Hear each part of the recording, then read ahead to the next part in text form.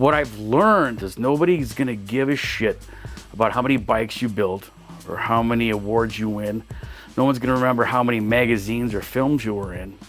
People are only gonna remember one thing about you. They're gonna remember how you made them feel.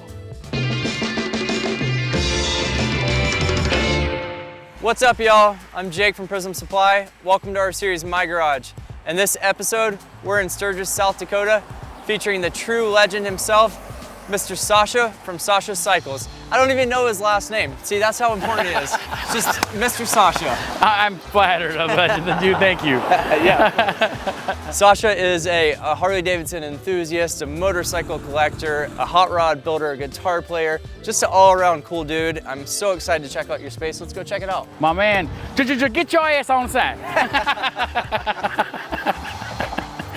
Thank you for calling me a legend, dude. Yes. Jesus Christ. So Sasha, now that we're inside, obviously this place has so much killer stuff and history in it. Kind of give me a rundown of the space. It's about 1,600 square feet. We like to work on mainly vintage Harley-Davidsons. We like old hot rods and muscle cars. I'm the worst mechanic you'll ever meet. No, I started taking lawnmowers apart and putting them together when I was like probably 6 and 7. And I broke a few mowers starting out, but when I got the first mower going, it was the best feeling in the world. And it's like anything, repetition. The more you do it, the better you get at it. Right. So this shop that you have, it is right on the main street. I don't even know what the main street's called. Lazelle Street. Yeah, the strip of Sturgis, what I know as the strip. That's crazy that you got this space and this killer gas station. Tell me about that. We were at the right place at the right time. We had bought the house directly behind the shop the year before in 2019.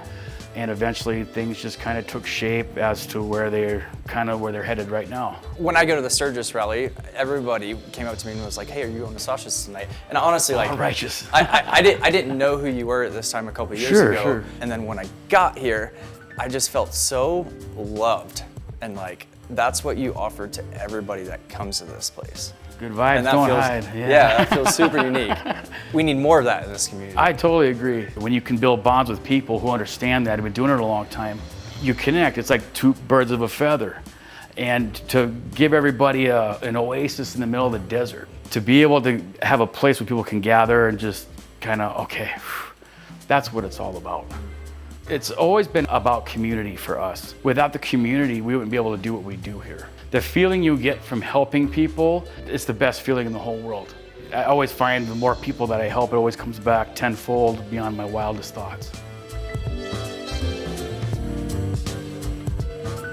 So give me the rundown on some of these bikes that you have in here. Yeah, so this first one we got here is a 49 panhead. Incredible. Something drew me to it. My father had stage 4 lung cancer for about 5 years up until the auction. And we went to the auction, and it happened to be that day where it was his time. He died the day I bought that bike in Vegas. This bike? Yep.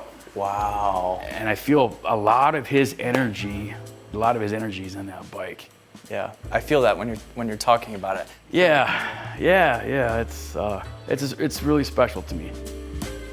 It's about the journey, not the destination. A lot of this stuff takes a lot of time to work the bugs out of and find out. You can have the same engine, you can have the same carburation system, the same carburetor. They're all going to start different. They've all got their own identity, and it's part of the magic of Milwaukee. It's part of the magic of Harley-Davidson that. What makes these bikes and these riders so special is they take their time to find out what turns them on, what makes them happen. And that's why people, I think, have such a infatuation with these machines, because they become part of you. You spend so much time figuring out the start sequence, when to bring the distributor back, when to bring it up. If you choke it, you don't choke it. If you give it throttle, you don't give it throttle. To me, that's what makes it fun. Absolutely, the challenge. Yeah. That's if it was easy, everybody would do it. That's right. My wife and I, we love this. I've been with my wife Lindsay for 18 years. We're a team. She finishes my sentences. She's my yin and yang.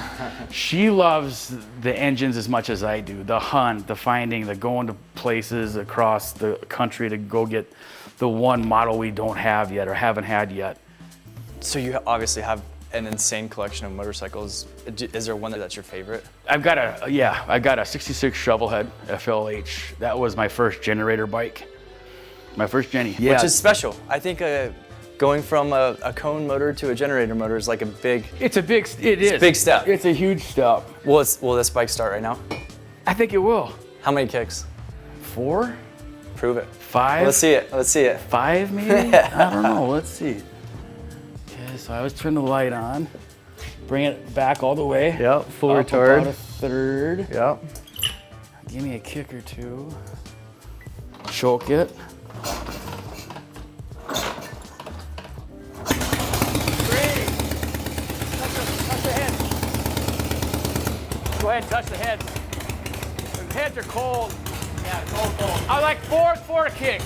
I think With a 3? I think it's 3. Ow! Sturgis!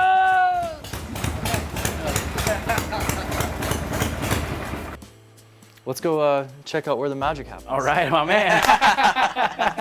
Everybody's favorite part, right? Oh yeah, you know, baby. It's all about creation. I like taking old stuff, rusty stuff that was maybe sent off to the corner, like, yeah, forget about you, you're done. I've always kind of been an underdog, and I like to be able to bring stuff back to life and to preserve it and appreciate it for what it is. So I just want to try to keep it alive, preserve it for the next person to take it and share it with the world. What's the noise that I hear out Those there? are my baby birds. What? Seriously. The first spring when we were here, these birds showed up, and we started hearing these little chirps and everything. And I like nature. I'm like a nature person. I like birds and trees and all that stuff. And like there was like life happening here. I'm like, ooh, I can't get any bikes going. I want to get any fumes going. So like about a month in the first May we were here, I was working on bikes outside so I wouldn't fume out the little baby birds because they got a little nest in the block up there, and you can kind of hear them. I mean, about a week or two they'll be gone, but it's just kind of a special little kind of give them back to nature a little bit. But not all bikers are big, bad, and tough. I mean, some of us got hearts. A lot of us have hearts, like this guy right here. You just look that way, big, bad, and tough. But you have a big heart. Speaking of that, I want to stop our conversation right here and just say this. I feel like you have the biggest heart in this scene, for real. Like, I told you that like from the first time I met you. It's felt special. You do have this unique thing about you, and it feels great. It feels awesome. I want to be around you. Jake, that means a lot to me, man. Yeah, of course. What I've learned is nobody's gonna give a shit about how many bikes you build or how many awards you win. No one's gonna remember how many magazines or films you were in. People are only gonna remember one thing about you. They're gonna remember how you made them feel. What's your first experience of getting into motorcycles in general? We had a neighbor down the road that had a DT 400 Yamaha. Oh. And how old were you at the time? Fuck, I was like 4 or 5 years old. Oh wow. And I'd never seen a two-wheeler before. And he comes ripping up our driveway, and it was springtime, and the birds were singing, and the grass was getting green, and the trees were churning, and I'm like, Mom and Dad, I want to get on that thing. And they're like, no, we don't want you to do that. You know, they don't want me to get hurt or nothing.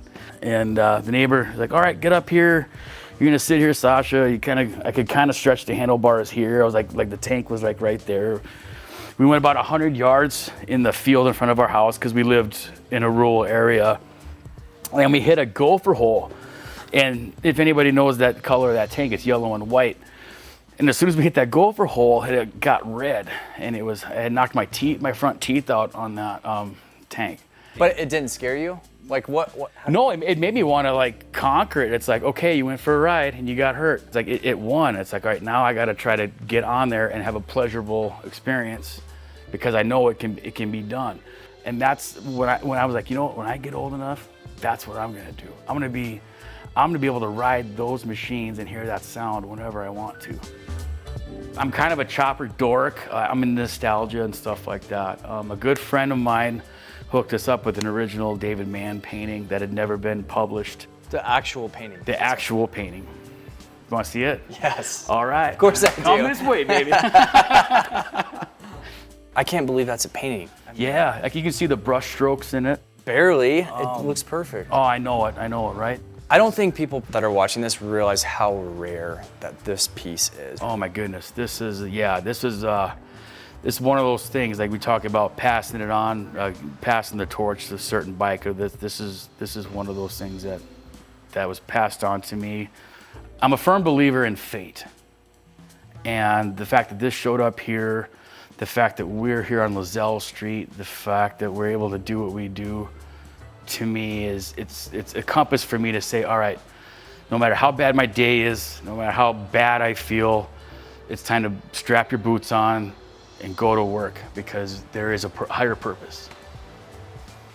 How long have you been playing guitar for? Oh, shoot, I've been playing guitar for 30 years. And I'm learning something new every time I play my guitar.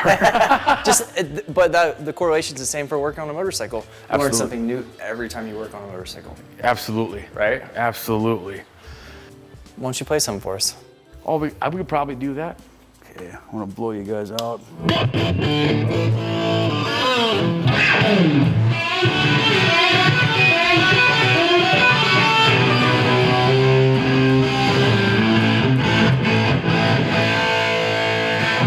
Finally got it! Nailed it. Okay.